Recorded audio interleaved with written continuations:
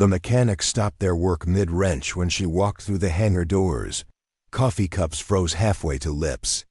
The woman wore a faded denim jacket over worn jeans, her auburn hair catching the fluorescent lights as she moved with purposeful strides toward the front desk.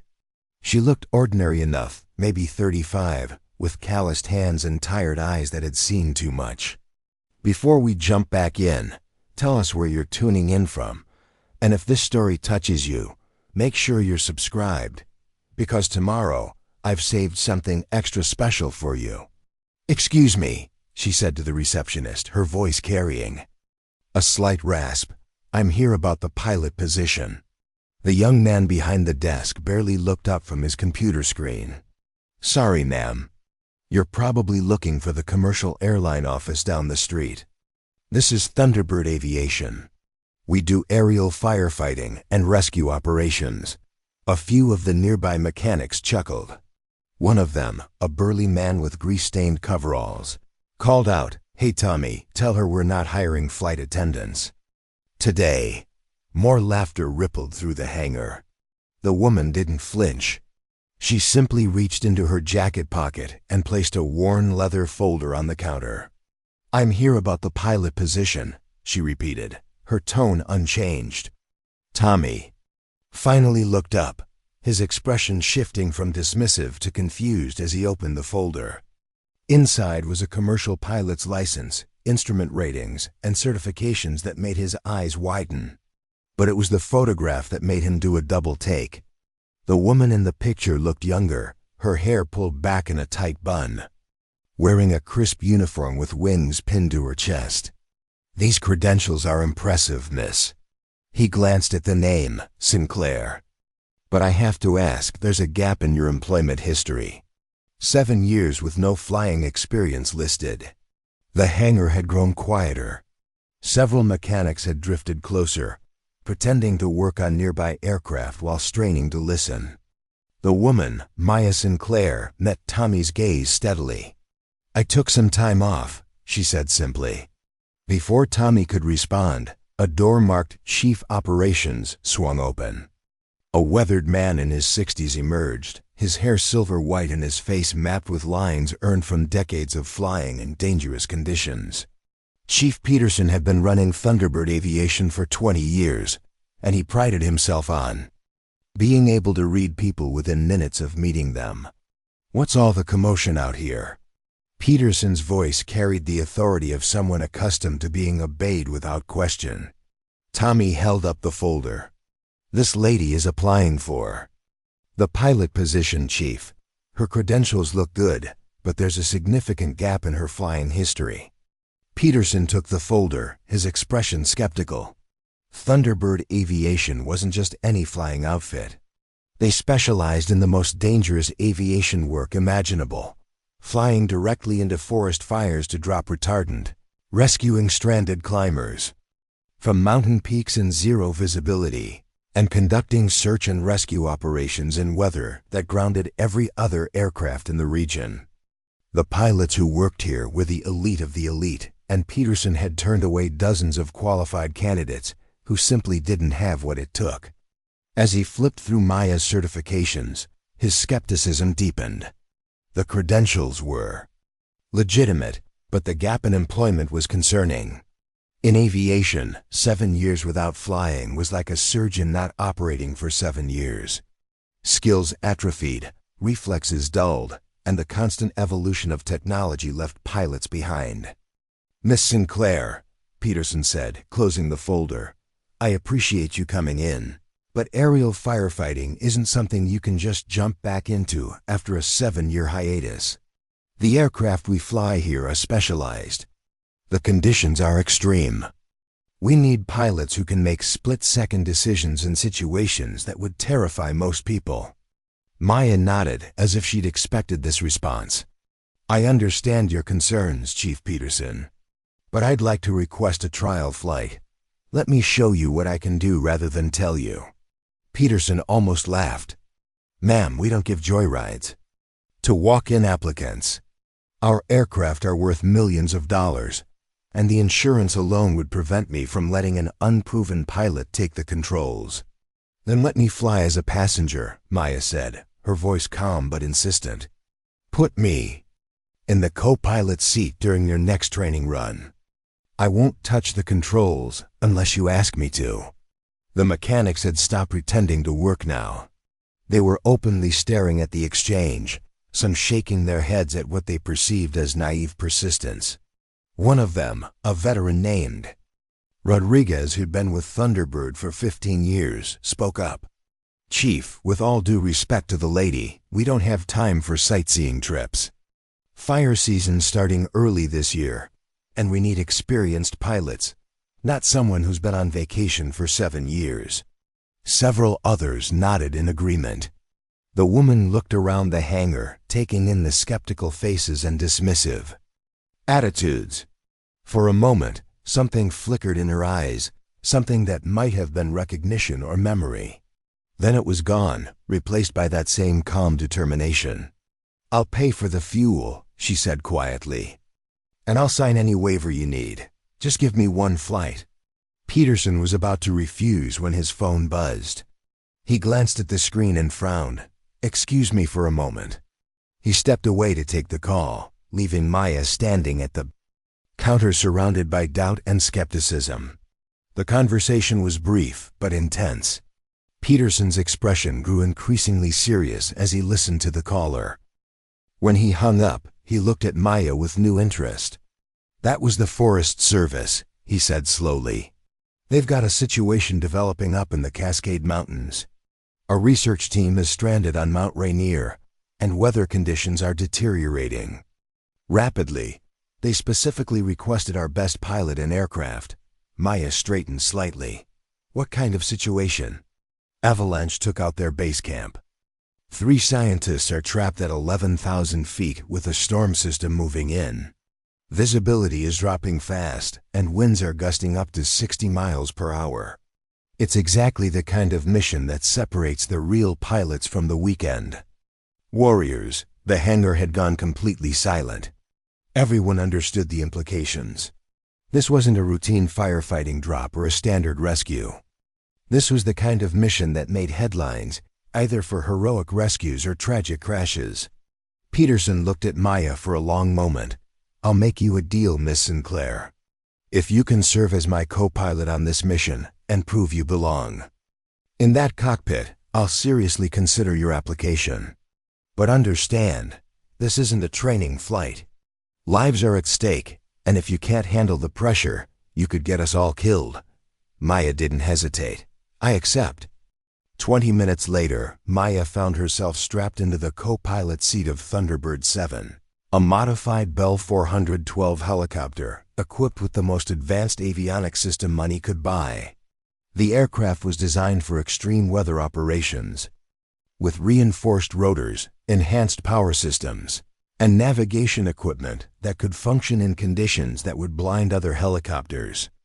Chief Peterson settled into the pilot's seat beside her, his movements efficient and practiced. As he began the pre-flight checklist, he watched Maya from the corner of his eye. She wasn't gawking at the sophisticated instruments or asking questions about the controls. Instead, she was quietly reviewing the aircraft specifications manual, her fingers tracing the emergency procedures with the familiarity of someone who had memorized similar systems long ago. You've flown rotary wing aircraft before, Peterson observed. It wasn't a question. Some, Maya replied, not looking up from the manual. Different configurations, but the principles are the same. Peterson started the engines, and the familiar whine of turbines filled the cockpit. The helicopter lifted off smoothly, banking toward the mountains where 3 people waited in increasingly desperate circumstances. As they climbed, Peterson began testing his co-pilot's knowledge. What's our maximum service ceiling for this aircraft? He asked. 14,000 feet under normal conditions, Maya replied immediately. But with this weather system, we'll start losing performance. Around 12,000 due to density-altitude effects. Peterson nodded, impressed despite himself. And if we encounter severe turbulence during the approach? Reduce forward airspeed, increase power to maintain altitude. and be prepared to execute a rapid departure if conditions exceed aircraft limitations. The answers were textbook perfect, but Peterson had heard textbook answers from pilots who folded under pressure. The real test would come when they reached the mountain and faced the brutal reality of rescuing 3 people from a ledge that most pilots wouldn't even attempt to approach. As they flew deeper into the mountains, the weather began to deteriorate exactly as forecasted. Clouds rolled in from the west, heavy with moisture and crackling with electrical activity. The wind picked up, buffeting the helicopter with gusts that required constant control inputs to maintain stable flight. There, Peterson pointed ahead to a barely visible speck on the mountainside. That's our target. The research team is on that ledge about 200 feet below the summit. Maya leaned forward, studying the terrain through the windscreen. The ledge was narrow, maybe 20 feet wide, with a sheer drop of several thousand feet on one side and an almost vertical rock face on the other. The wind was howling across the mountain face, creating updrafts and downdrafts that would make a stable hover nearly impossible. "What's your assessment, co-pilot?" Peterson asked, genuinely curious about her response. Maya was quiet for a long moment, her eyes tracking the wind patterns indicated by the blowing snow. "The approach from the east is blocked by the ridge. We'll have to come in from the south, but that puts us in a crosswind situation. The key will be positioning ourselves just outside the major downdraft zone, while maintaining enough distance from the rock face to avoid rotor wash effects." Peterson felt a chill that had nothing to do with the mountain air. That was exactly the approach he would have chosen, but it typically took years of experience to read terrain and wind patterns with that level of sophistication. "And if the wind shifts during the hover," he pressed. "We abort and try again," Maya said simply. No rescue is worth killing everyone involved. They were a mile from the target when the storm hit with full fury. Visibility dropped to near zero as snow and sleet pelted the windscreen. The helicopter bucked and rolled in the turbulence, and Peterson found himself fighting the controls. To maintain level flight, "I'm going to need you to help me read the instruments," he shouted over the noise of the storm. "My visibility is almost zero."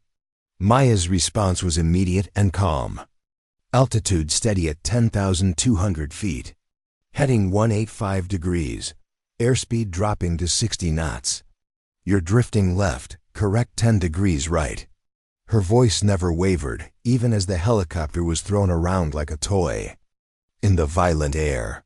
Peterson made the correction, and Maya continued providing navigation guidance with the precision of someone who had done this many times before.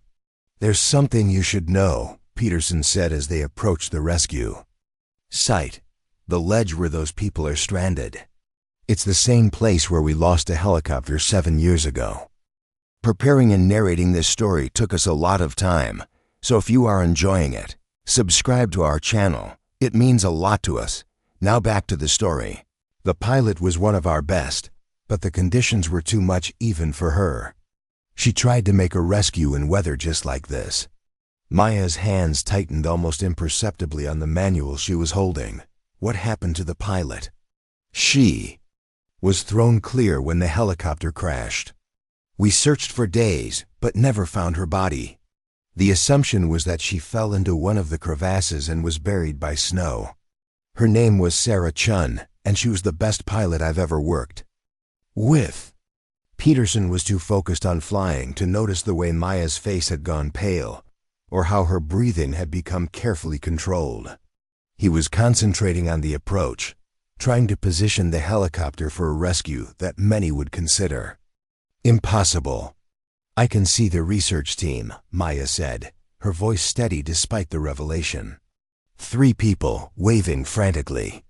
"They're at the far end of the ledge, about 40 feet from the cliff edge."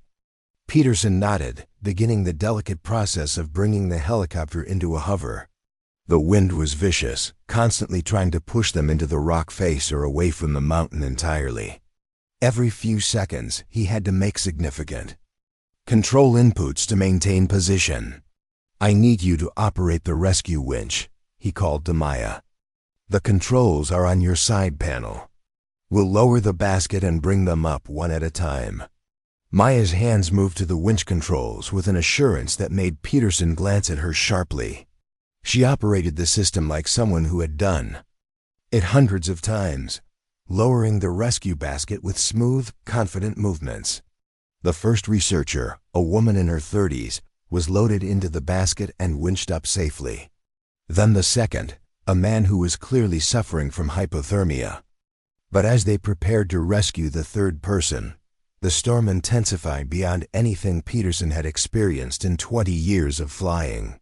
I can't hold position, he shouted, fighting the controls as the helicopter was battered by wind gusts exceeding 80 miles per hour. We're going to have to abort and try again when the weather clears. No, Maya said firmly. That man won't survive another hour in these conditions. Look at him. Peterson glanced down at the remaining researcher, who was huddled against the rock face, barely moving. She was right. The man was in the final stages of hypothermia, and any delay would mean his death. I can't do it, Peterson admitted, his voice strained. The wind is too strong, and the downdrafts are pushing us into the mountain. If we try to maintain this hover much longer, we'll end up like the helicopter that crashed here 7 years ago. Maya looked at him for a long moment, then at the dying man on the ledge below.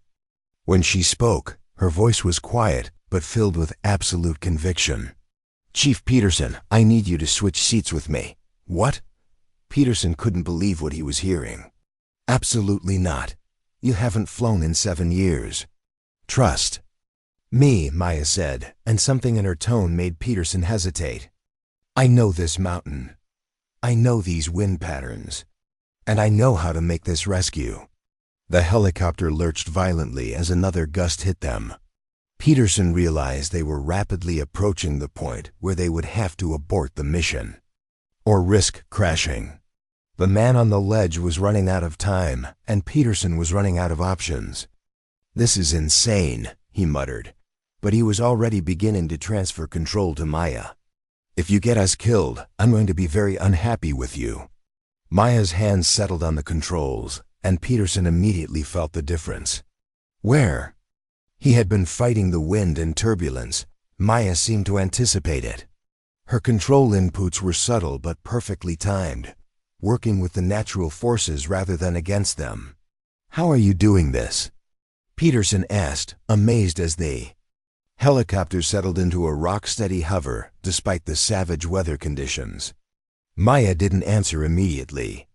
She was completely focused on the rescue, guiding the winch operator through the headset while maintaining a position that should have been impossible in these conditions.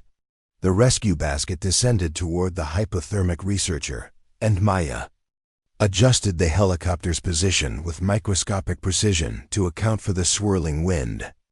Got him, came the voice through the headset. Bringing him up now.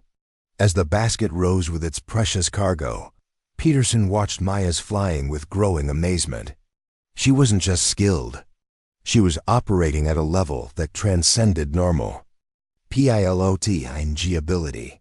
Every movement was perfect, every adjustment exactly what was needed. It was like watching a master artist create a masterpiece. Maya, Peterson said slowly, where did you learn to fly like this? She glanced at him briefly, her eyes reflecting a mixture of sadness and determination. I used to work for a company called Thunderbird Aviation.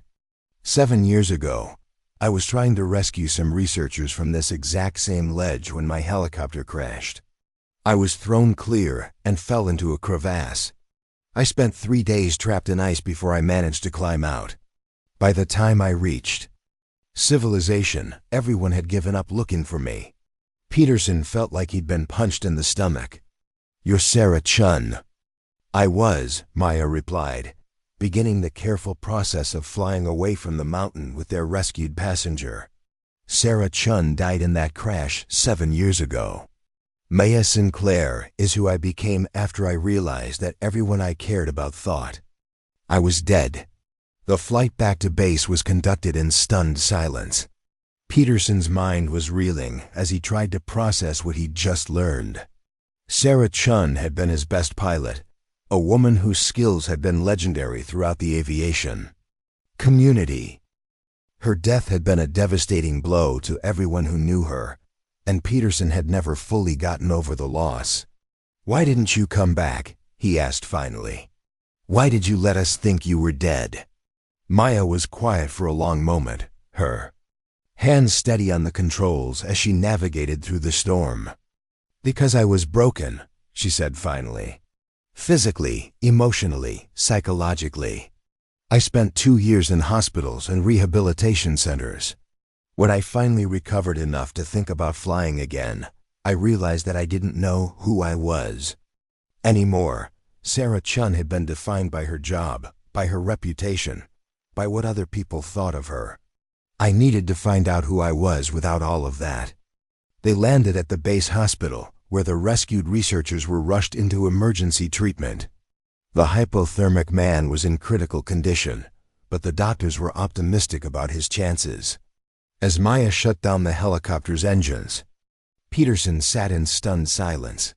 "So what now?" he asked. "Are you Sarah Chun or Maya Sinclair?" Maya removed her headset and looked at him with eyes that had seen too much pain and carried too many secrets. "I'm whoever I need to be to save lives," she said simply. "That's all I've ever been." She climbed out of the helicopter and began walking toward the hangar, leaving Peterson alone with his thoughts and the impossible reality that one of the best pilots he'd ever known had just returned from the dead. In the hangar, word of the successful rescue was spreading quickly. The mechanics and staff who had dismissed Maya just hours earlier were now looking at her with a mixture of confusion and awe. Tommy, the young receptionist, approached her hesitantly. "Ma'am, I owe you an apology," he said. "I shouldn't have been so quick to dismiss you." Maya nodded politely but didn't respond. She was already thinking about the next flight, the next rescue, the next opportunity to prove that sometimes the most extraordinary people are the ones who walk quietly among us, carrying their victories and defeats in silence. As she walked toward the exit, Rodriguez, the veteran mechanic who had made the comment about flight attendants, stepped into her path. "I don't know who you are or where you've been," he said quietly, "but that was some of the finest flying I've ever seen. If you're looking for a job, I hope Chief Peterson is smart enough to hire you." Maya looked around the hangar at the faces watching her. These people had no idea that they were looking at someone who had been presumed dead for 7 years, someone who had clawed her way back from the brink of destruction to become something more than she had ever been before. "Thank you," she said simply, and walked out into the fading daylight. Behind her, Chief Peterson emerged from the helicopter, his face still showing the shock of the day's revelations. He knew that he had just witnessed something extraordinary, something that would change everything he thought he knew about loss, redemption, and the incredible resilience of the human spirit. The woman who had walked into his hangar that morning as Maya Sinclair was someone he didn't recognize. But the pilot who had just performed an impossible rescue in conditions that would have defeated most aviators was unmistakably Sarah Chun, the best pilot he had ever known. The question now was whether she would stay long enough for him to convince her that she belonged there, or whether she would disappear again into whatever silence had protected her for the past 7 years. As Maya drove away from Thunderbird Aviation, she didn't look back. She had proven something to herself today, something that she had wondered about for 7 years. The skills were still there, refined by pain and sharpened by loss. The question was whether she was ready to stop running from who she used to be and start building who she wanted to become. The radio in her car crackled with the news of the successful rescue. 3 lives saved, the reporter said, by the incredible skill of Thunderbird Aviation's pilots. Maya smiled sadly, knowing that somewhere in the world there were people who would sleep safely tonight because of what had happened on that mountain, That was enough. That had always been enough. The rest was just details that other people worried about while she focused on the only thing that really mattered, being there when someone needed her most. In her rearview mirror, the lights of the hangar grew smaller and smaller until they disappeared entirely, leaving Maya alone with her memories and the promise of tomorrow's possibilities. The phone rang at 5:47 a.m., piercing the silence of Maya's small apartment above the diner on Highway 101. She was already awake, sitting by the window with a cup of coffee, watching the sun paint the mountains in shades of gold and amber. Sleep had been elusive since the rescue mission 3 days ago, her mind replaying every moment of that hover above the ledge where Sarah Chun had supposedly died. "Miss Sinclair?" The voice on the other end was unfamiliar, crisp, and professional. "This is Director Janet Walsh from the National Transportation Safety Board. I'd like to speak with you about the helicopter incident on Mount Rainier from 7 years ago." Maya's grip tightened on the phone. She had been expecting this call, dreading it, but knowing it was inevitable. When someone presumed dead suddenly reappears performing miraculous rescues, questions follow. "I'm listening," she said quietly. "We're reopening the investigation into the crash of Thunderbird 5. New evidence has come to light, and we need to speak with you as soon as possible. Can you meet us at the Thunderbird Aviation hangar this afternoon?" Maya closed her eyes, feeling the weight of 7 years pressing down on her shoulders. "What kind of new evidence?" "The kind that suggests the crash wasn't an accident," Walsh replied. "We'll discuss the details when we meet. 2 o'clock, if you're available."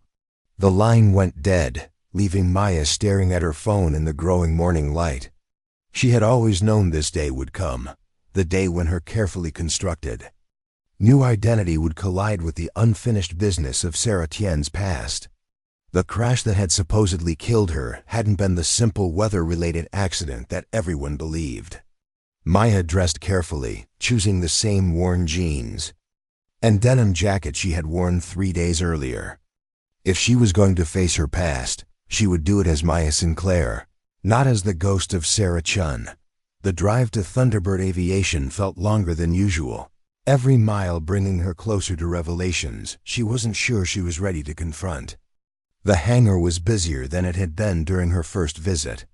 2 government sedans were parked near the main entrance, and she could see unfamiliar figures in suits moving around the aircraft.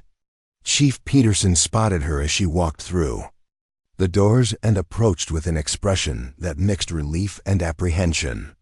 "Maya," he said, his voice carrying the weight of their shared secret. "Thank you for coming. Director Walsh is waiting in my office with her team." "How much do they know?" Maya asked quietly. Peterson glanced around to ensure they weren't being overheard. "Enough to be asking very uncomfortable questions. The helicopter wreckage from 7 years ago has been re-examined with new technology. They found things that weren't in the original report." Maya nodded, following Peterson through the hangar toward his office. She could feel the stares of the mechanics and staff who had witnessed her flying 3 days earlier. Word had spread about her identity, and she could see the mixture of amazement and confusion in their faces as they tried to reconcile the woman they thought they knew with the pilot whose death had become legend. Director Walsh was a sharp-featured woman in her 50s, with silver hair pulled back in a severe bun and eyes that missed nothing. She stood as Maya entered the office, extending a hand that felt like a steel trap when Maya shook it. "Ms. Sinclair," Walsh said, "or should I say Ms. Chun, please have a seat. We have a lot to discuss." 2 other investigators flanked Walsh, both men in identical dark suits who looked like they had stepped out of a federal training manual. One of them activated a digital recorder while the other opened a thick file folder.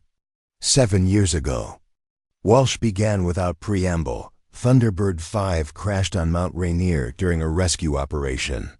The pilot, Sarah Chun, was presumed dead when her body was never recovered.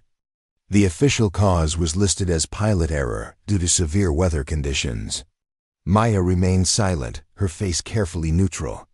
However, Walsh continued, recent advances in metallurgical analysis have allowed us to re-examine components. From the wreckage, what we found changes everything. She nodded to one of her assistants, who produced a series of photographs showing twisted metal components. These are pieces of the helicopter's tail rotor assembly.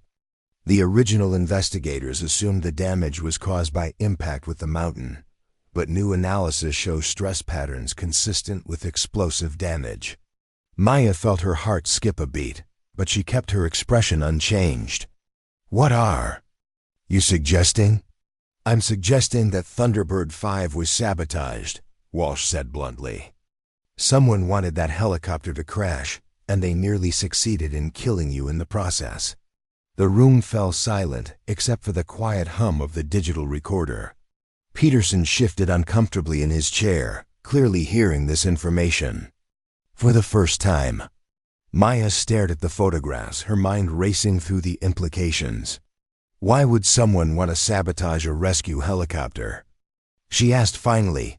Walsh leaned forward, her eyes intense. That's what we're trying to determine. But first, we need you to tell us everything you remember about that day. Every detail, no matter how insignificant it might seem. Maya took a deep breath, knowing that the carefully constructed wall between her past and present was about to crumble. The rescue call came in around noon. A research team was trapped on Mount Rainier after an avalanche. Weather conditions were marginal, but within acceptable limits for a rescue operation. Who made the decision to proceed with the mission? One of the other investigators asked. I did, Maya replied. It was my aircraft, my crew, my responsibility. Tell us about your crew that day, Walsh prompted. Maya's voice became quieter, more strained. My co-pilot was Marcus Webb, 5 years of experience, solid pilot. The rescue specialist was Linda Torres, best in the business. The medic was Kevin Park, trained in high-altitude emergency medicine. And they all died in the crash? Walsh asked gently. Maya nodded, unable to speak for a moment. The weight of their loss had never left her, a constant presence that had shaped every day of the past 7 years. The approach to the rescue site was challenging but routine, she continued when she could trust her voice again. We had performed similar rescues dozens of times. The weather was deteriorating, but we had sufficient window to complete the mission. What happened when you reached the target area? Maya closed her eyes, allowing herself to remember details she had spent years trying to forget. We established a hover about 50 feet above the stranded researchers. Linda was preparing to deploy the rescue basket when I felt something wrong with the aircraft. The tail rotor control became sluggish, then unresponsive. Describe the sequence of events, Walsh prompted. Without tail rotor authority, the helicopter began to spin. I tried to auto-rotate, but we were too close to the mountain face. The aircraft hit the rock wall and broke apart. I was thrown clear during the impact sequence. And your crew? Maya's hands clenched into fists. Marcus was killed on impact. Linda and Kevin were trapped in the wreckage. I tried to reach them, but the helicopter was hanging over a cliff edge. Every time I got close, the wreckage shifted. I could hear them calling for help, but I couldn't. She stopped, unable to continue. Peterson handed her a glass of water, his own face pale with the realization of what she had endured. Walsh waited patiently for Maya to compose herself before continuing. The official report states that you fell into a crevasse shortly after the crash, Walsh said. But that's not what happened, is it? Maya shook her head. I spent 6 hours trying to reach my crew. When the wreckage finally fell into the ravine, I knew they were gone. I was injured, hypothermic, and in shock. I found a small cave and took shelter, planning to signal for rescue when the weather cleared. But you never signaled for rescue, one of the investigators observed. No, Maya said quietly. On the second day, I heard helicopters searching. For us, I was about to reveal my position when I saw something that changed everything. Walsh leaned forward intently. What did you see? One of the search helicopters landed near the crash site. 2 men got out, but they weren't search and rescue personnel. They were dressed in civilian clothes, and they were examining the wreckage very carefully. They seemed to be looking for something specific. Could you identify these men? Maya shook her head. I was too far away, and I was still suffering from head trauma. But their behavior was wrong. They spent 20 minutes at the crash site, then flew away without reporting their findings to the search coordinator. What did you do then? I realized that if someone had sabotaged my helicopter, I might not be safe even if I was rescued. I decided to stay hidden until I could figure out who was responsible and why. Walsh exchanged glances with her team. You stayed hidden for 7 years? I made my way down the mountain after the search was called off. It took me 4 days, and the first nearly died twice. When I reached a road, I was picked up by a trucker who took me to a hospital in Seattle. I gave them a false name and claimed to have amnesia from a hiking accident. And you've been living under this false identity ever since? Maya nodded. I worked various jobs, stayed out of aviation, tried to build a new life. But I never stopped thinking about my crew, about who was responsible for their deaths. Director Walsh closed the file folder and looked directly at Maya. We believe the sabotage was connected to a case your team had worked on 3 weeks before the crash. Do you remember a rescue mission involving a downed aircraft near the Canadian border? Maya's eyes widened. The Cessna with the pharmaceutical executive. James Morrison, CEO of Meridian Biologics. That's the one. What can you tell us about that rescue? Maya thought back to the mission, details coming into sharp focus. It was a routine extraction. Morrison's aircraft had gone down in heavy forest. We found the crash site, retrieved Morrison and his briefcase, transported them to Seattle General Hospital. Did Morrison say anything during the flight that seemed unusual? He was conscious but disoriented. He kept asking about his briefcase. Seemed more concerned about it than his injuries. He had a head wound and possible internal bleeding, but all he cared about was making sure the briefcase reached his office safely. Did you look inside the briefcase? No, that wasn't our job. We delivered Morrison and his belongings to the hospital as requested. Walsh nodded to one of her assistants who produced another file. James Morrison was found dead in his hospital room 6 hours after you delivered him. Official cause of death was complications from internal injuries sustained in the crash. Maya felt a chill run down her spine. You think he was murdered? We think Morrison discovered something that certain people didn't want revealed. The briefcase contained research documents related to illegal pharmaceutical testing. Morrison was preparing to expose his own company's involvement in trials that had killed dozens of people. And you think someone sabotaged my helicopter to prevent Morrison from revealing this information? We think someone sabotaged your helicopter to send a message, Walsh corrected. Morrison was already dead by the time your aircraft crashed. The sabotage was meant to eliminate the crew that had rescued him, the only witnesses to what he was carrying. The implications hit Maya like a physical blow. Her crew had died not because of anything they had done, but because they had unknowingly become inconvenient witnesses to corporate murder. Who ordered the sabotage? She asked, her voice barely above a whisper. That's what we're trying to determine. Meridian Biologics was acquired by a larger pharmaceutical conglomerate shortly after Morrison's death. The executives responsible for the illegal testing received lucrative positions with the new company. But proving their involvement in the helicopter sabotage requires evidence we don't have. Peterson, who had been listening in stunned silence, finally spoke up. What kind of evidence would you need? Walsh turned to Maya. We need someone on the inside, someone who can get close enough to the people responsible to gather concrete proof of their involvement. Someone with the skills and motivation to see this through to the end. Maya understood immediately what Walsh was suggesting. You want me to go undercover? The pharmaceutical industry relies heavily on aviation for executive transport and medical supply delivery. With your background and proven skills, you could gain access to the people responsible for your crew's death.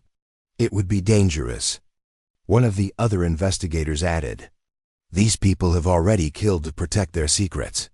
They wouldn't hesitate to kill again. Maya stood up and walked to the window, looking out at the helicopters that represented everything she had lost and everything she had found again. The weight of 7 years of guilt and anger pressed down on her shoulders, but for the first time since the crash, she felt something else, purpose. What would I have to do? She asked without turning around. Meridian Biologics is now part of Apex Pharmaceutical Corporation. They're expanding their aviation division and looking for experienced pilots. With your credentials, you could easily get hired. And then? Find evidence linking Apex executives to the sabotage of your helicopter. Financial records, communications, anything that proves they ordered the attack. Maya turned back to face the room. You're asking me to risk everything I've built in the past 7 years. We're asking you to help us get justice for your crew, Walsh said simply. Marcus Webb, Linda Torres, and Kevin Park deserve better than having their deaths classified as pilot error. The names of her lost crew members hung in the air like a challenge. Maya thought about the 3 people who had died because they were in the wrong place at the wrong time, because they had answered a call for help without knowing it would cost them their lives. If I do this, Maya said slowly, I want guarantees. Full immunity from any legal consequences of my false identity. Protection for anyone who helps me. And when this is over, I want the official record corrected to show the truth about what happened to Thunderbird 5. Walsh nodded. Done. Do you accept the assignment? Maya looked at Peterson, who gave her an almost imperceptible nod of support. She thought about the woman she had been 7 years ago, the pilot who had believed that skill and dedication were enough to keep her crew safe. She thought about the woman she had become, someone who had learned that sometimes survival required becoming someone else entirely. I accept, she said, but I'm going to do this my way. Walsh smiled for the first time since Maya had entered the room. I wouldn't expect anything else from Sarah Chun. Maya Sinclair, Maya corrected firmly. Sarah Chun died 7 years ago. Maya Sinclair is going to finish what she started. The meeting concluded with detailed discussions about cover identity, communication protocols, and safety procedures. Maya would apply to Apex Pharmaceutical Corporation under her current identity, using Thunderbird Aviation as a reference. Peterson would provide a glowing recommendation without revealing her true background. As the investigators prepared to leave, Walsh pulled Maya aside for a private conversation. There's something else you should know, Walsh said quietly. The research that Morrison was trying to expose. It's still ongoing. Apex has continued the illegal testing program, now operating in countries with minimal regulatory oversight. Every day this continues, more people die. Maya felt a familiar weight settle on her shoulders, the same sense of responsibility that had driven her to risk everything for strangers in need of rescue. How many people have died because of their testing? Conservative estimate. Over 300 in the past 7 years. And the number is growing. Maya nodded grimly. This wasn't just about justice for her crew anymore. This was about stopping a pattern of murder that had continued long after Thunderbird 5 had fallen from the sky. I'll need time to prepare, Maya said. 2 weeks to arrange my affairs and develop my cover story. Understood. We'll be monitoring your progress, but all communication will be through encrypted channels. Once you're inside Apex, you'll essentially be on your own. I've been on my own for 7 years, Maya replied. I think I can handle it. After the investigators left, Maya and Peterson sat in his office, the weight of the revelation settling. between them like a heavy blanket. "Are you sure about this?" Peterson asked. "You've already lost 7 years of your life to the situation. You don't owe anyone anything more."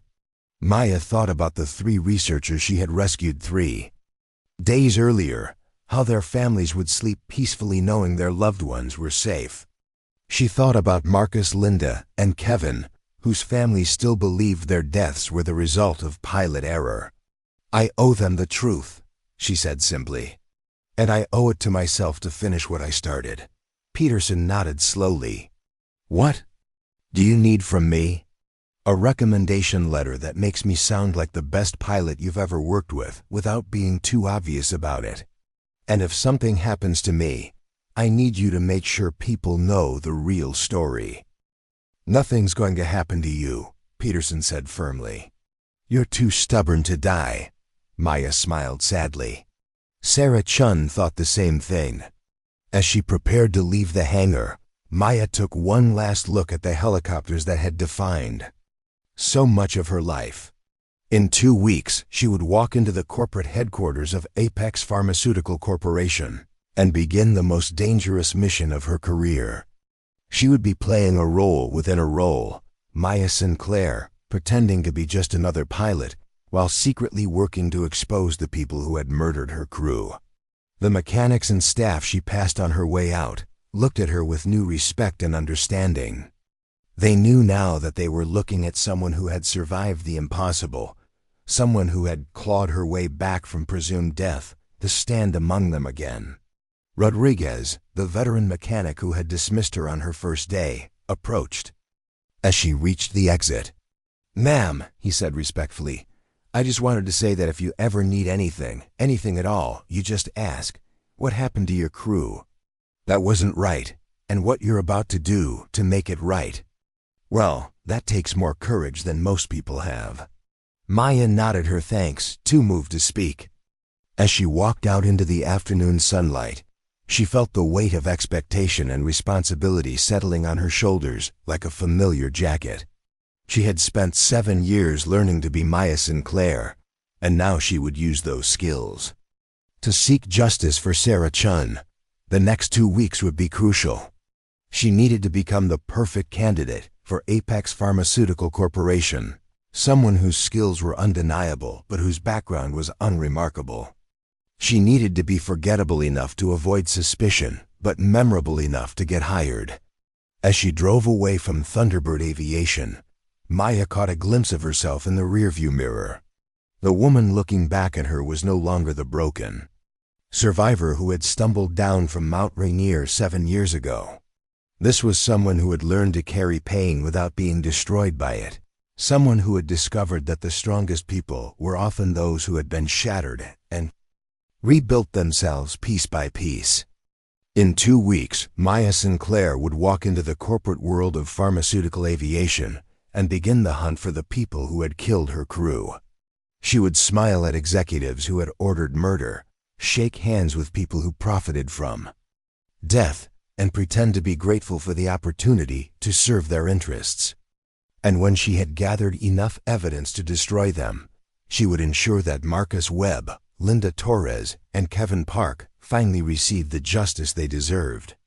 The woman who had died on Mount Rainier 7 years ago was about to be reborn as an instrument of justice, and this time she would not fail.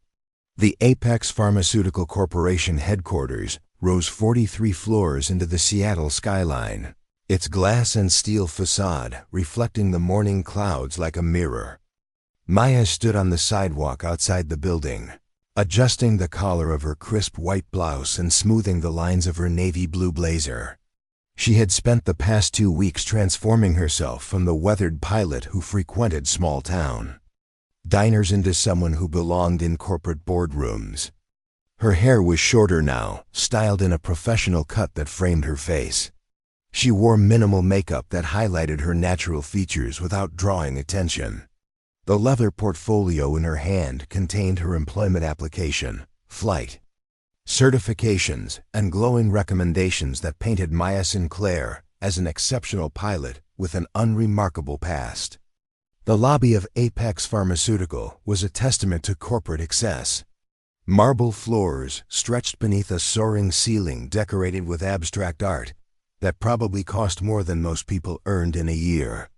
A receptionist with perfect teeth and an artificial smile directed Maya to the 37th floor, where the aviation division maintained its offices. The elevator ride gave Maya time to center herself and review her cover story one final time. Maya Sinclair had spent the past 7 years flying cargo runs and charter flights across the Pacific Northwest. She was competent but not exceptional, reliable but not remarkable. She was exactly the kind of pilot who would be grateful for a prestigious position with a major corporation and unlikely to ask uncomfortable questions about her assignments. The aviation division's waiting area overlooked the Seattle harbor, where container ships moved like lazy giants between the piers. Maya settled into a leather chair and reviewed the company literature she had been given. Apex Pharmaceutical, specialized in developing medications for rare diseases, operating research facilities and manufacturing plants across 6 continents. Their aviation division supported these operations with executive transport, medical supply delivery, and emergency evacuation services. Ms. Sinclair, a woman in her 40s, approached with the confident stride of someone accustomed to authority. I'm Catherine Morrison, Director of Aviation Operations. Thank you for coming in today. Maya stood and shook the offered hand, noting the firm grip and direct eye contact. Catherine Morrison was polished in the way that suggested years of climbing corporate ladders, her blonde hair styled in a power bob, and her suit tailored to project competence and control. Thank you for considering my application, Maya replied. I'm excited about the opportunity to contribute to Apex's mission. Catherine led Maya through a maze of cubicles and offices where aviation personnel coordinated flight schedules, maintained aircraft certifications, and managed the complex logistics of supporting a global pharmaceutical empire. The facility was impressive, with state-of-the-art equipment and personnel who moved with the efficiency of a well-oiled machine. Your background is quite impressive, Catherine said as they walked. Chief Peterson speaks very highly of your skills and professionalism. That rescue mission you flew last month sounds particularly challenging. Maya had anticipated this topic. The weather conditions were difficult, but that's what we train for. Sometimes people need help in situations that aren't convenient or safe. They entered a conference room where 2 men were waiting. The first was introduced as Captain James Hartley, chief pilot for Apex's aviation division. He was in his 50s, with silver hair and the bearing of someone who had spent decades in cockpits. The second man made Maya's blood run cold, though. She maintained her composed exterior. This is Dr. Richard Blackwood, Vice President of International Operations, Catherine said. He oversees our global logistics network. Maya shook Blackwood's hand while studying his face carefully. He was tall and lean, with dark hair graying at the temples and eyes that seemed to miss nothing. There was something familiar about him, something that triggered a memory she couldn't quite place. Miss Sinclair, Blackwood said in a smooth baritone voice, your reputation precedes you. We're always looking for pilots who can handle challenging situations with discretion and professionalism. The emphasis on discretion wasn't lost on Maya. She nodded appropriately while filing away the observation for later analysis. The interview proceeded smoothly, with questions about her flying experience, her ability to work under pressure, and her willingness to travel extensively. Maya answered each question with the perfect balance of confidence and humility, portraying herself as someone who was skilled but not threatening to existing power structures. Our pilots often fly sensitive missions, Captain Hartley explained. Executive transport, medical emergencies, sometimes carrying materials that require special handling. We need people who understand the importance of confidentiality. I've always believed that discretion is an essential part of professionalism, Maya replied. What happens on a flight stays on a flight. Dr. Blackwood leaned forward slightly. Tell me about a time when you had to make a difficult decision under pressure. Maya had prepared for this question, but something in Blackwood's tone suggested it wasn't routine.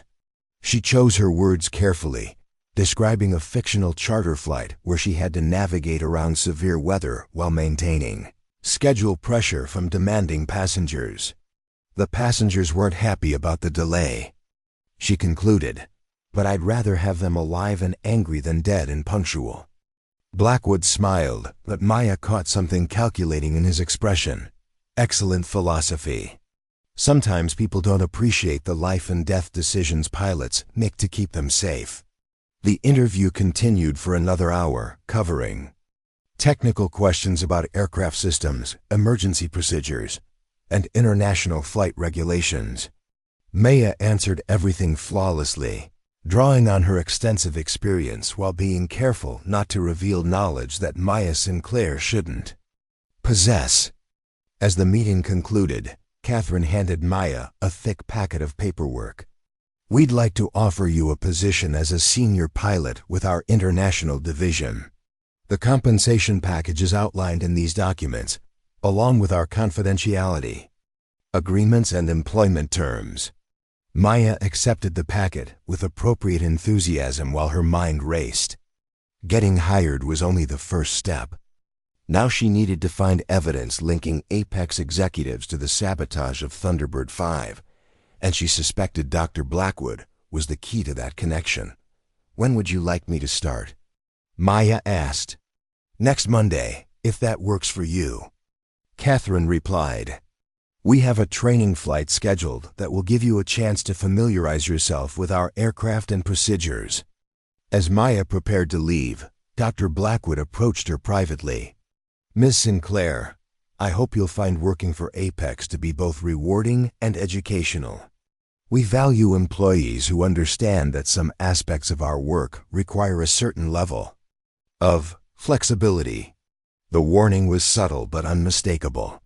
Maya nodded with what she hoped was the right mixture of understanding and naivety. I appreciate the opportunity, Dr. Blackwood. I'm sure I'll learn a great deal. His smile didn't reach his eyes. I'm sure you will. Maya spent the weekend reviewing the employment documents and researching Apex Pharmaceuticals' corporate structure. The company was a maze of subsidiaries, joint ventures, and holding companies that made it difficult to trace ownership and decision-making authority. Dr. Blackwood appeared to wield significant influence despite his relatively modest title, suggesting he might be the operational head of whatever illegal activities Apex was conducting. Her first day at Apex began at 6 a.m. with a security briefing that covered everything from building access protocols to international travel requirements. Maya was issued an employee badge, company credit cards, and communication devices that would allow her to coordinate with dispatch from anywhere in the world. The aircraft hangar was located at a private airfield 30 minutes south of Seattle, where Apex maintained a fleet of jets and helicopters worth tens of millions of dollars. The facilities were impressive, with maintenance capabilities that rivaled military installations and security measures that suggested they had something valuable to protect. Captain Hartley introduced Maya to the other pilots, a mixture of former military, aviators and civilian professionals who shared a common thread of competence and discretion. They were friendly but cautious, treating Maya with the reserved politeness of people who had learned not to ask too many questions about their assignments. Your first flight will be a medical supply run to our research facility in Costa Rica, Hartley explained as they walked through the hangar. Dr. Chun will be your passenger, along with a shipment of experimental medications that require temperature-controlled transport. Maya felt her heart skip at the mention of Dr. Chun, wondering if it was coincidence or something more sinister. She maintained her professional demeanor while noting every detail of the facility's layout and security measures. The aircraft assigned to the mission was a Gulfstream G650, one of the most advanced business jets in the world. Maya conducted her pre-flight inspection with meticulous care, checking every system and control surface while familiarizing herself with the aircraft's capabilities. The passenger compartment had been modified to include secure storage areas and environmental controls for sensitive cargo. Dr. Emily Chun turned out to be a nervous woman in her 30s, clearly uncomfortable with flying despite her frequent travel schedule. She carried herself with the hunched posture of someone who spent long hours in laboratories, and her conversation revealed a brilliant mind focused entirely on pharmaceutical research. "Have you flown to Costa Rica before?" Dr. Chun asked as they prepared for departure. "Not directly," Maya replied truthfully, "but I've done similar runs to Central America. The weather can be challenging this time of year." The flight to Costa Rica proceeded smoothly, giving Maya time to observe Dr. Chun and listen to her phone conversations. The researcher was working on something called Project Meridian, which involved testing experimental treatments for neurological disorders. Maya filed away every detail while maintaining the appearance of a pilot focused solely on flying the aircraft. The research facility in Costa Rica was hidden in the mountains outside San Jose, accessible only by a private airstrip that required precise navigation and exceptional flying skills. As Maya approached the landing site, she noticed armed security personnel and defensive positions that seemed excessive for a pharmaceutical research station. Dr. Chun became increasingly agitated as they descended toward the airstrip. She made several phone calls in rapid succession, speaking in medical terminology that Maya couldn't fully understand, but which clearly involved urgent concerns about patient safety and research protocols. "Dr. Blackwood is not going to be happy about this delay," Dr. Chun muttered as they taxied toward the facility's cargo area. Maya's attention sharpened at the mention of Blackwood's name. "Is Dr. Blackwood involved in the research here?" "He oversees all our international operations," Dr. Chun replied absently, then seemed to realize she might have said too much. "I mean, he coordinates logistics and regulatory compliance for our overseas facilities." The cargo transfer was conducted with military precision by personnel who clearly had extensive training in handling sensitive materials. Maya noted the armed guards, surveillance cameras, and communication equipment that suggested this facility was far more important than a simple research station. During the return flight, Dr. Chun received a phone call that changed everything. Maya could only hear one side of the conversation, but it was enough to confirm her suspicions about Apex's illegal activities. "The test subjects are showing severe adverse reactions," Dr. Chun said into her phone, her voice strained with stress. "We need to suspend the trials immediately and provide emergency medical treatment." There was a long pause while the person on the other end responded. "I understand the financial implications," Dr. Chun continued, "but we're talking about human lives here. Some of these people may not survive without immediate intervention." Another pause, longer this time. "Dr. Blackwood, with all due respect, this is exactly what happened with the Morrison incident 7 years ago. We can't keep covering up fatalities by claiming they're unrelated to our research."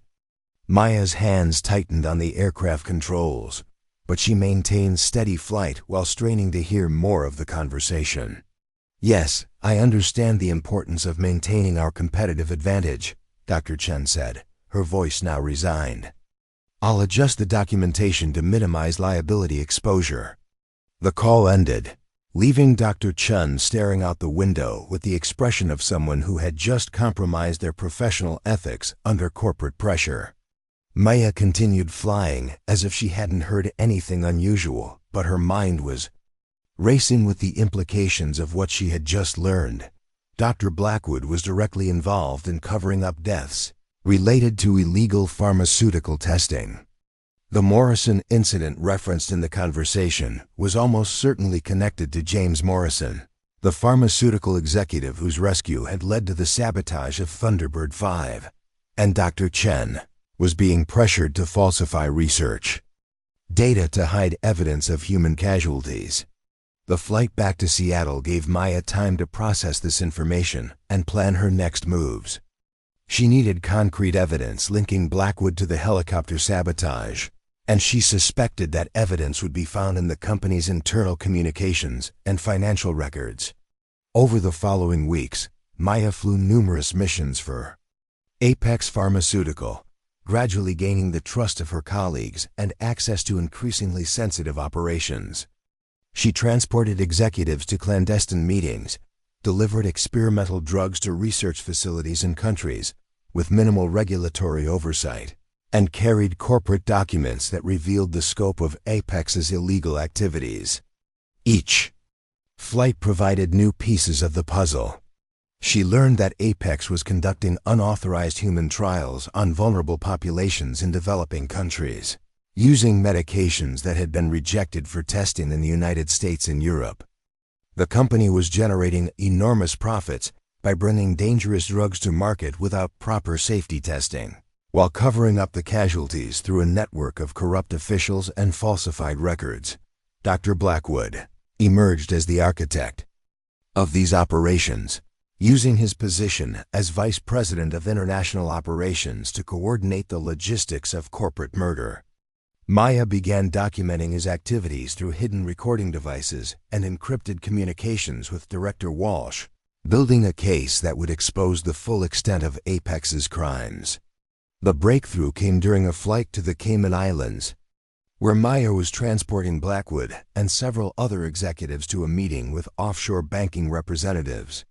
She had installed a sophisticated recording device in the aircraft's cabin, disguised as part of the environmental control system. The conversation she captured was damning. Blackwood and his associates discussed the financial benefits of their illegal testing program, the methods they used to silence whistleblowers, and their plans to expand operations to new markets where regulatory oversight was even weaker. Most importantly, Blackwood revealed details about the sabotage of Thunderbird 5 that confirmed Director Walsh's suspicions.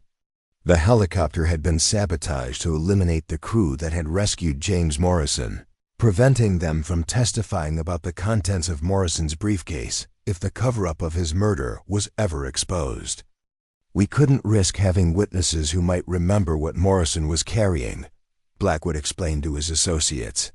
The rescue crew was a loose end that needed to be tied up. One of the other executives asked about the specifics of the sabotage. "Simple explosive device attached to the tail rotor assembly," Blackwood replied with casual indifference. "Designed to activate after a predetermined flight time, making it look like mechanical failure. The terrain would destroy most of the evidence, and any survivors would be assumed to have died from exposure." Maya struggled to maintain her composure as she listened to the man responsible for her crew's death, discussing their murder as if it were a routine business decision. Marcus Webb, Linda Torres, and Kevin Park had died because they were inconvenient witnesses to corporate genocide.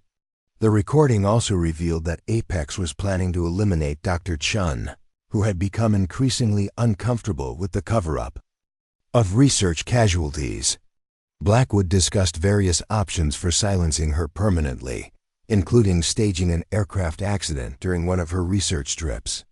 Maya realized she had gathered enough evidence to destroy Apex Pharmaceutical and ensure that justice was finally served for her crew.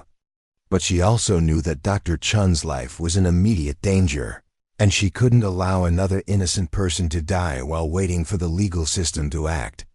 That evening, Maya contacted Director Walsh through their encrypted communication system and transmitted all the evidence she had gathered. The recordings, documents, and financial records painted a comprehensive picture of corporate murder that spanned 7 years and involved hundreds of victims. "This is exactly what we needed," Walsh confirmed during their brief conversation. "We can move against Apex within 48 hours. But you need to extract yourself immediately. If Blackwood suspects you're working undercover, your life is in danger." Maya knew Walsh was right, but she couldn't leave without warning Dr. Chun about the threat to her life. The researcher was scheduled to fly to Guatemala the following morning, where Maya suspected Blackwood planned to eliminate her during what would appear to be a routine aircraft accident. The next morning, Maya arrived at the hangar early and conducted an exhaustive inspection of the aircraft assigned to Dr. Chuan's flight. She found the explosive device exactly where she expected it. A small but sophisticated bomb attached to the fuel system and designed to detonate over the ocean, where no evidence would ever be recovered.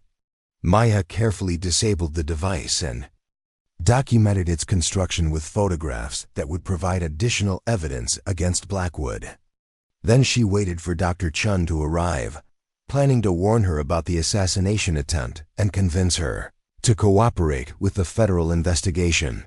Dr. Chun arrived at the hangar looking haggard and stressed, carrying research files and traveling with the air of someone who knew she was walking into danger.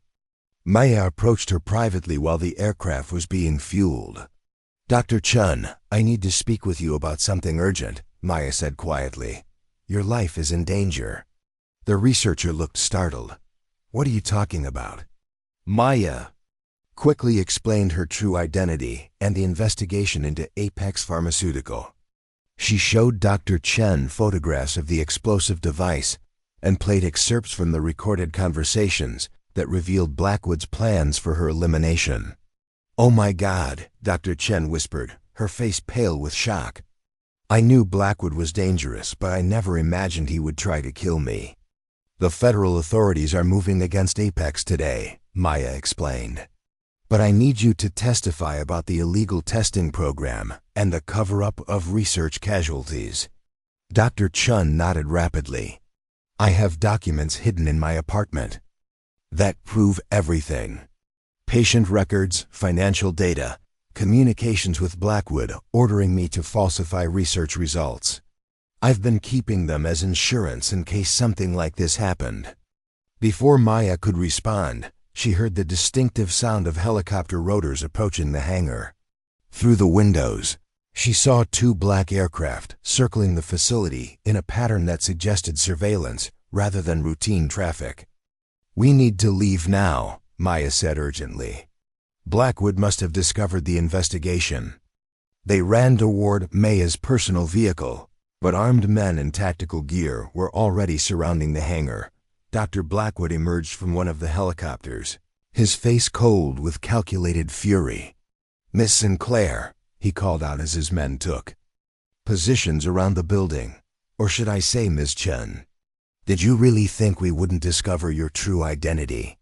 Maya felt her blood turn to ice as she realized that Blackwood had somehow learned who she really was. She pushed Dr. Chun behind a concrete barrier and drew the concealed pistol she had been carrying since beginning the undercover operation. "Sarah Chun died 7 years ago," Blackwood continued, his voice echoing through the hangar.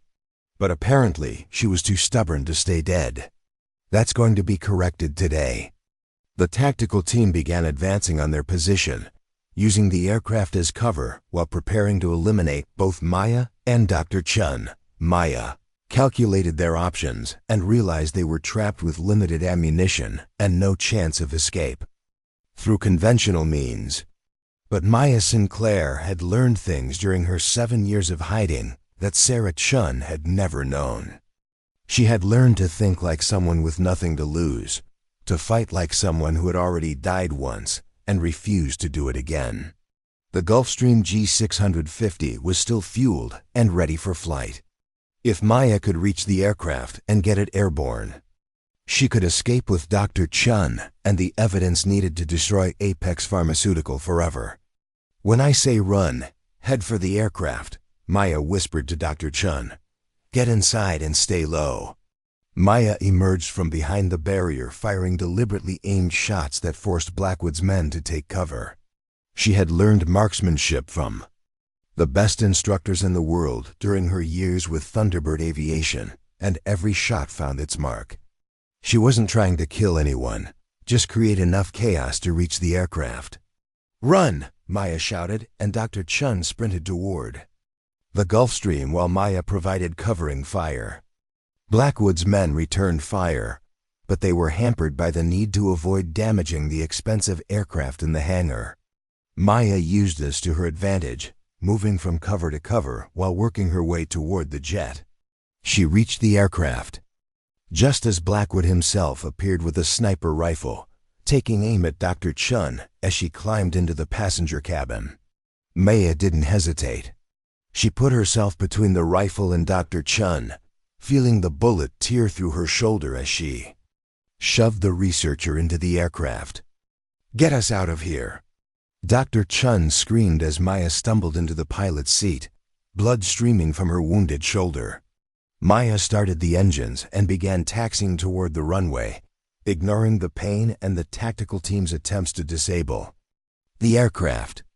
Bullets shattered windows and punctured the fuselage, but the Gulfstream was built to withstand significant damage and continue flying. As they accelerated down the runway, Maya saw Blackwood's helicopters lifting off in pursuit. She pushed the aircraft to its limits, using every technique she had learned during her years of flying in extreme conditions. The Gulfstream lifted off with emergency vehicles racing toward the hangar and federal agents arriving to arrest the Apex executives who hadn't fled. The chase that followed tested every skill Maya had developed over 20 years of flying. Blackwood's helicopters were faster and more maneuverable, but Maya had the advantage of altitude and the desperate motivation of someone fighting for justice and survival. She flew the damaged Gulfstream through mountain valleys and over urban areas, using terrain and air traffic to shield them from the pursuing helicopters. Dr. Chun applied pressure to Maya's shoulder wound while coordinating with federal authorities through the aircraft's communication system. "This is Director Walsh," came the voice through the radio. "Maya, we have the evidence you transmitted. Apex Pharmaceutical is finished, and arrest warrants have been issued for all the executives involved in the illegal testing program." "What about Blackwood?" Maya asked through gritted teeth, fighting to maintain control of the aircraft as her strength ebbed from blood loss. "His helicopters have been ordered to land by federal agents. If he continues the pursuit, he'll be adding assault and attempted murder to his charges." But Blackwood was beyond rational thought now. His criminal empire was collapsing. His associates were being arrested, and the woman who had destroyed everything was escaping his grasp. He ordered his pilot to ram the Gulfstream, intending to kill Maya and Dr. Chun, even if it meant his own death. Maya saw the helicopter approaching on a collision course and knew she had only seconds to react. The Gulfstream was damaged and losing hydraulic pressure, but she still had one advantage. She was a better pilot than anyone Blackwood could hire. At the last possible moment, Maya pulled the aircraft into a climbing turn that brought them directly over the helicopter. The helicopter pilot tried to follow but couldn't match the jet's rate of climb. As Blackwood's aircraft fell behind, Maya executed a maneuver that few pilots would have attempted with a damaged aircraft. She rolled the Gulfstream inverted and dove toward the helicopter, forcing its pilot to break off the attack or risk a mid-air collision. The helicopter banked sharply to avoid impact, but the aggressive maneuver took it too close to the mountainous terrain below. Maya watched through her rearview mirror as Blackwood's helicopter clipped a tree line and crashed in a ball of fire and smoke. The man who had ordered the deaths of her crew and hundreds of innocent research subjects had finally paid the price for his crimes. The Gulfstream limped toward Seattle with one engine failing and hydraulic systems damaged beyond repair. Maya managed to land the aircraft at a military airbase where federal agents and medical personnel were waiting. As paramedics worked to stabilize her wounded shoulder, she watched Dr. Chun being escorted to safety by FBI agents who would protect her during the trials that would follow. Director Walsh approached Maya as she was being loaded into an ambulance. "It's over," Walsh said simply. "Apex Pharmaceutical has been shut down, and everyone involved in the illegal testing program is in custody. Your crew can finally rest in peace." Maya nodded weakly, feeling the weight of 7 years lifting from her shoulders. Marcus Webb, Linda Torres, and Kevin Park would be remembered as heroes who died in the line of duty, not as victims of pilot error. The families who had grieved their loss would finally know the truth about their sacrifice. 3 months later, Maya stood in a cemetery outside Seattle, placing fresh flowers on 3 graves that bore the names of her fallen crew members. The headstones had been replaced with new markers that identified them as heroes who died protecting witnesses to corporate genocide. Their sacrifice had ultimately led to the exposure and destruction of a criminal enterprise that had killed hundreds of innocent people. Chief Peterson approached from behind, walking slowly among the graves with the careful steps of someone who had buried too many friends over the years. "The trial starts next week," he said quietly. "Dr. Chun's testimony should ensure that everyone involved gets life sentences." Maya nodded, her eyes fixed on the names carved in granite. "It won't bring them back." "No," Peterson agreed. "But it means they didn't die for nothing." Maya turned to face the man who had given her a chance to reclaim her identity and find justice for her crew. "Thunderbird Aviation is lucky to have you as its chief," Peterson smiled. "Actually, Thunderbird Aviation is lucky to have you back. The job offer still stands if you're interested." Maya looked out over the cemetery, toward the mountains where she had died 7 years ago and been reborn as someone stronger and more determined. Sarah Chun had been a skilled pilot who believed in following rules and trusting systems. Maya Sinclair had learned that sometimes justice required breaking rules and challenging systems that protected the guilty. "I think Maya Sinclair has more work to do," she said finally. "There are other companies like Apex out there, other people who need someone willing to fight for them." Peterson nodded, understanding that some people were called to a higher purpose than personal comfort or safety. "If you ever need backup, you know where to find us." As Maya walked away from the cemetery, she felt the presence of her fallen crew members like a benediction. They had died believing they were saving lives, and their death had ultimately saved hundreds of others. The woman who had survived their loss had learned to carry their memory not as a burden of guilt, but as a source of strength and purpose. Maya Sinclair drove toward an uncertain future, knowing that somewhere in the world, people were suffering under the weight of corporate greed and criminal conspiracy. She had the skills to help them, the determination to fight for them, and the hard-won wisdom to know that sometimes the most important battles were fought by people whose names would never be remembered. The woman who had vanished 7 years ago had returned not as the same person who disappeared, but as someone transformed by loss and tempered by justice. She was no longer just a pilot who saved lives in emergencies. She was someone who could expose the emergencies that others created and hold accountable those who profited from human suffering. Behind her, 3 graves stood silent in the morning light, marking the resting place of heroes whose sacrifice had changed the world in ways they never could have imagined. Their names would be remembered not for how they died, but for what their death had ultimately accomplished. And the woman who carried their memory forward would ensure that their legacy continued to protect innocent lives for generations to come. 6 months after the Apex pharmaceutical trials concluded, Maya found herself standing in the lobby of the Federal Bureau of Investigation's Seattle field office. The building hummed with the quiet efficiency of an organization dedicated to justice. Its sterile corridors, filled with agents and analysts working to protect society from those who would exploit its vulnerabilities. Director Walsh emerged from an elevator, her silver hair now showing traces of gray that suggested the stress of recent months had taken its toll. The prosecution of Apex executives had been one of the most complex white-collar crime cases in federal history, involving victims across 6 continents and evidence that spanned decades of corporate malfeasance. "Maya," Walsh said, extending her hand with genuine warmth. "Thank you for coming. I have a proposition that might interest you." They walked through security checkpoints and down corridors lined with photographs of agents who had given their lives in service to their country. Maya noted the mixture of pride and solemnity that permeated the building, recognizing the same dedication she had once felt during her years with Thunderbird Aviation. Walsh's office overlooked Elliott Bay, where container ships moved between. The piers like pieces on a chessboard. The walls were decorated with commendations and photographs that documented a career spent fighting corruption and protecting the innocent from those who would harm them for profit. The Apex investigation was just the beginning, Walsh explained as they settled into leather chairs beside her desk. We've uncovered evidence of similar operations conducted by pharmaceutical companies across the globe. Illegal testing programs, falsified research data, corporate murder disguised as accidents.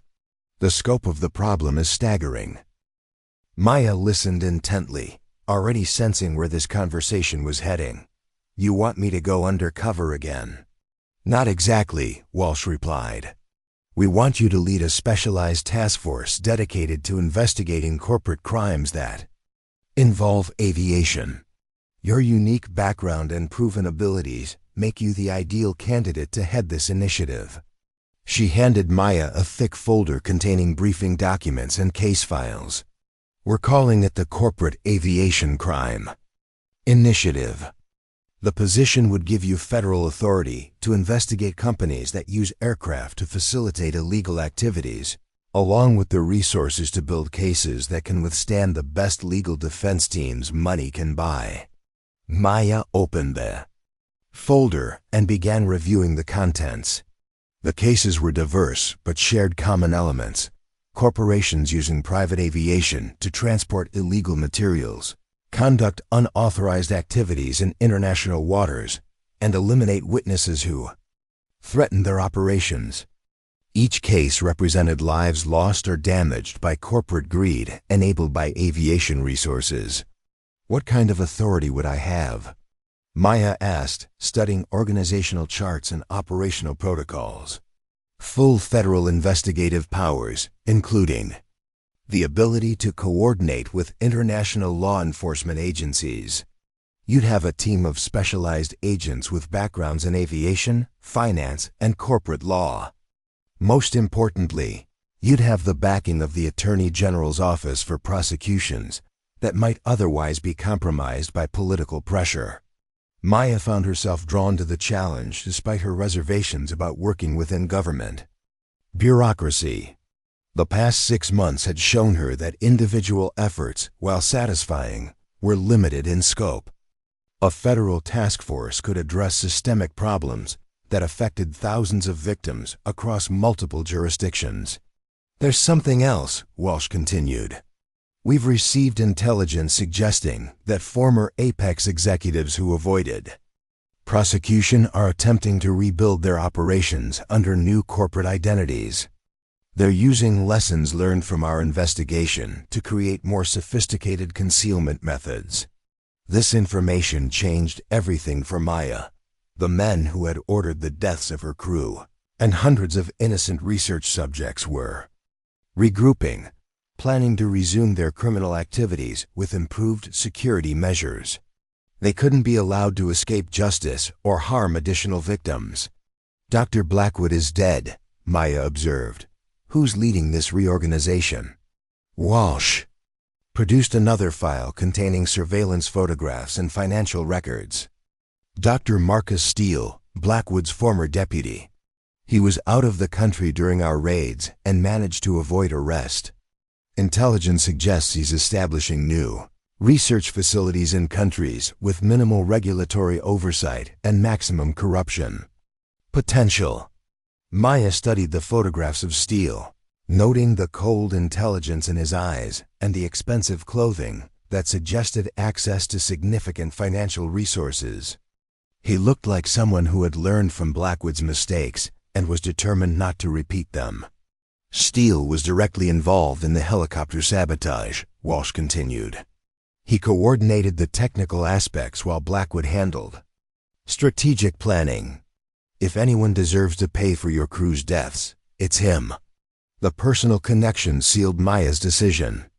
Marcus Webb, Linda Torres, and Kevin Park deserve justice that extended beyond Blackwood's death in the helicopter crash. Their families needed to know that everyone responsible for the conspiracy had been held accountable. I accept the position, Maya said without hesitation. When do I start? Walsh smiled with the satisfaction of someone who had successfully recruited exactly the right person for an impossible job. Immediately. Your first case involves a pharmaceutical company operating in Southeast Asia that's using cargo aircraft to transport experimental drugs for unauthorized human testing. Over the following weeks, Maya immersed herself in the complex world of federal law enforcement. She learned to navigate bureaucratic procedures, coordinate with international agencies, and build legal cases that could survive challenges from the most experienced defense attorneys. Her team included former CIA operatives, forensic accountants, and aviation experts who shared her commitment to exposing corporate crimes. The Southeast Asian operation proved to be more complex than initially suspected. The pharmaceutical company was actually a front for a network of criminal organizations that used medical research as cover for human trafficking and organ harvesting. Maya found herself coordinating with agencies across 5 countries to gather evidence that would expose the full scope of the conspiracy. The investigation required her to travel extensively, often operating in hostile environments where local authorities had been corrupted by the criminal network's financial influence. Maya's aviation background proved invaluable as she identified patterns in aircraft movements that revealed the logistics of the trafficking operation. During a surveillance mission in Thailand, Maya's team intercepted communications indicating that Dr. Steele was personally overseeing the expansion of the trafficking network. He had learned from Apex's downfall and was using more sophisticated methods to conceal his activities, but he had also become more ambitious in his criminal enterprises.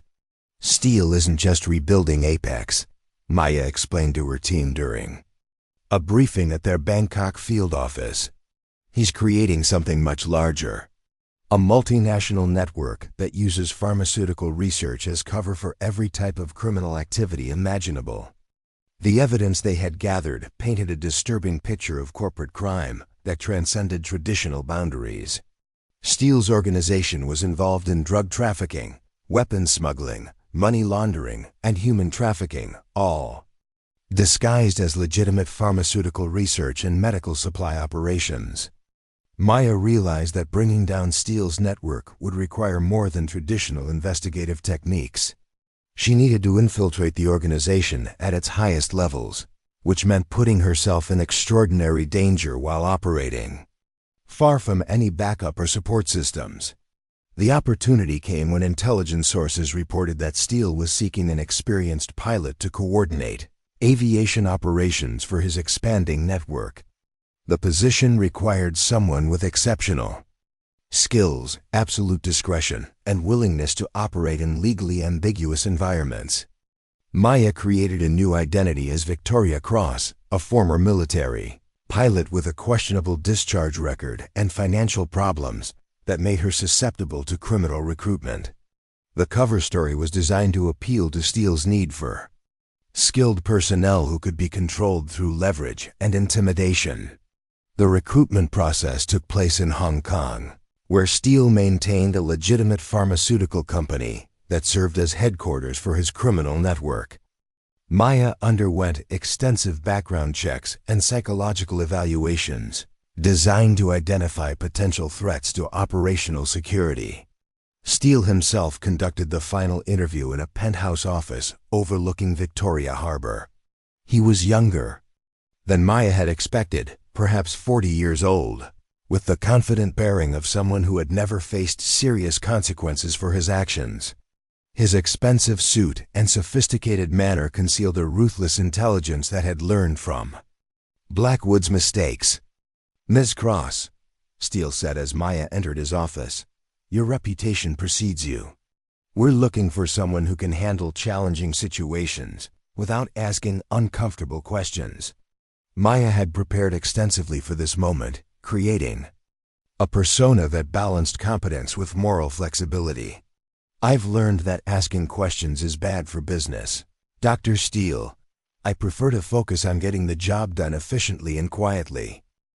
Steele smiled with approval. "Excellent philosophy. Our operations require pilots who understand that certain aspects of our work exist in gray areas of international law. We need someone who can navigate those complexities without becoming a liability."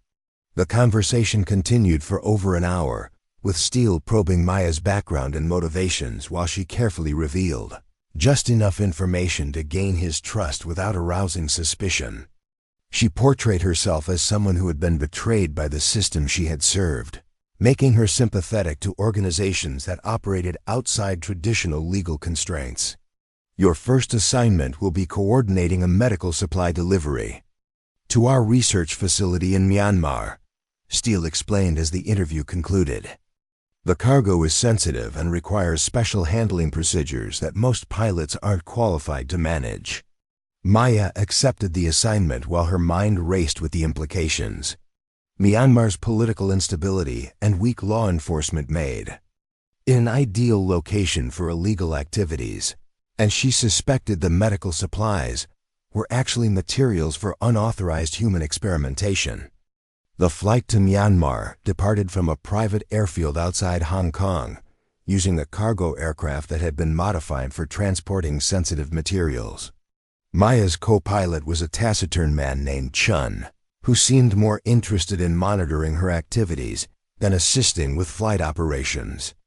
The cargo manifest listed medical equipment and pharmaceutical supplies, but Maya's inspection of the loading process revealed inconsistencies that suggested the actual contents were quite different.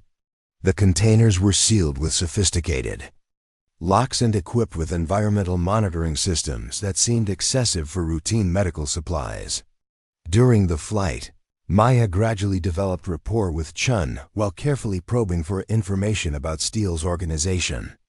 She learned that the Myanmar facility was one of several research stations operating in countries where regulatory oversight was minimal and government corruption was extensive.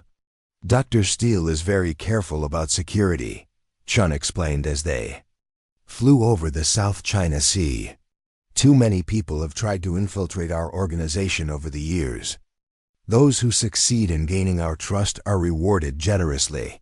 Those who betray that trust tend to disappear permanently."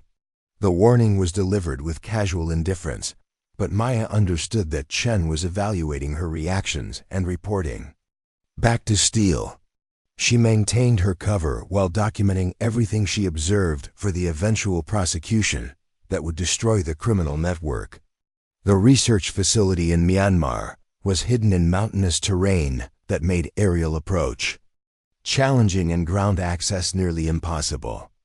Maya noted the defensive positions, communication equipment, and armed security personnel that suggested this was far more than a legitimate research station. The cargo transfer was conducted with military precision by personnel who clearly had extensive training in handling dangerous materials. Maya observed the process carefully, noting details that would help federal investigators understand the scope and sophistication of Steele's operation. During the return flight, Chun received radio communications that changed the dynamics of their mission. Maya could only hear one side of the conversation, but it was clear that something had gone wrong at another facility and emergency measures were being implemented. "We're diverting to the Philippines," Chun announced after ending the call. "Dr. Steele needs us to extract some personnel from a research station that's been compromised." Maya felt her pulse quicken as she realized this might be the break she needed to gather evidence about the full scope of Steele's criminal network. An emergency extraction would likely involve key personnel who possessed detailed knowledge about illegal activities. The Philippine facility was located on a remote island that served as a testing ground for experimental drugs and medical procedures. As they approached the landing site, Maya could see smoke rising from several buildings and armed personnel evacuating equipment and documents. The extraction proceeded rapidly, with Maya loading 6 researchers and their essential data onto the aircraft while armed guards provided security. She noted that several of the evacuees appeared to be suffering from injuries consistent with laboratory accidents involving dangerous chemicals or biological agents. During the flight to Hong Kong, Maya overheard conversations that revealed the scope of human rights violations being conducted at Steele's research facilities. The researchers discussed test subjects who had died from experimental procedures, communities that had been exposed to dangerous substances without their knowledge, and cover-up operations designed to eliminate evidence of criminal activities. One researcher, Dr. Patricia Wong, seemed particularly distressed about the ethical implications of their work. She confided to Maya that she had joined the organization believing it was conducting legitimate medical research, only to discover that she was participating in crimes against humanity. "I've been documenting everything," Dr. Wong whispered during a private moment in the aircraft's galley. "Patient records, financial transactions, communications between facility directors. I have evidence that could shut down the entire network." Maya realized that Dr. Wong could be the key to building a comprehensive case against Steele's organization. But she also knew that the researcher's life was in danger if Steele discovered her intentions to expose the criminal network. "I might be able to help you," Maya said carefully, testing Dr. Wong's willingness to cooperate with law enforcement. "But you'd need to be very careful about who you trust." Dr. Wong looked at Maya with a mixture of hope and desperation. "Are you saying what I think you're saying?" Before Maya could respond, Chun appeared in the galley with an expression that suggested he had been listening to their conversation. Maya's training kicked in as she realized that their cover might have been compromised and their lives were now in immediate danger. "Dr. Steele would like to speak with both of you when we land," Chun said with false politeness. "He's very interested in hearing your assessment of the extraction operation." Maya knew that this summons was likely a death sentence for both her and Dr. Wong. Steele had somehow discovered their conversation or become suspicious of their activities. They needed to escape before landing in Hong Kong, or they would disappear into the criminal network's security apparatus and never be seen again. As the aircraft approached Hong Kong airspace, Maya began implementing an escape plan that would test every skill she had developed during her years of survival and deception. The woman who had died on Mount Rainier 7 years ago was about to face her greatest challenge, and the stakes had never been higher. Up next, you've got 2 more standout stories right on your screen. If this one hit the mark, you won't want to pass these up. Just click and check them out.